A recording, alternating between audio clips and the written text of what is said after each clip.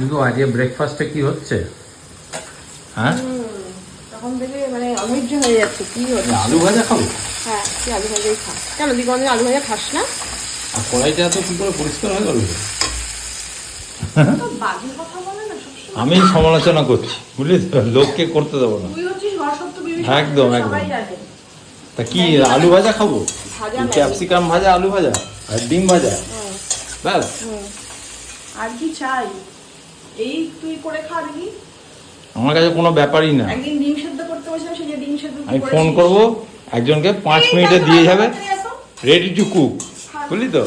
ওই তো আমার সময় নেই কাটা ফাটার। চলে যা। আমি কোথায় থাকি জানিস তো? আমেরিকায় থাকি। যাও না। নাও। কি ওই আলু ভাজা? হ্যাঁ। আমি খাবো না, তুই খা। দেখ আলু ভাজা কিনা সেটা দেখ। আর ম্যাগি? আলু ভাজা সব ম্যাগি আর জানে, আনবো না, এই এবারে আলাদা করে রোজই তো নাটক- ম্যাগি খাওয়াচ্ছিস আমার শরীরটা তো খারাপ হয়ে যাবে। বাহ। কি চাস বল তো? ঠিক আছে ঠিক আছে ঠিক আছে। না তোকে থাক, নিয়ে- না, না, আজকে তোকে আমি আজকেই নিয়ে- শেষ খাচ্ছি, না, না, ছেড়ে দে, না, ছেড়ে না, দে। ছেড়ে দে, ছেড়ে দে। হাতটা সরা বলে দিই। খাবে এত নাটক না, মাথাটা গরম হয়ে যায়। সব জানিস তুই আলু ভাজা, তুই তোকে এমনি দেবো? তুই জানিস না ম্যাগি করছি? নাটক কেমন হয়েছে? ভালো হয়েছে। ভালো? খা।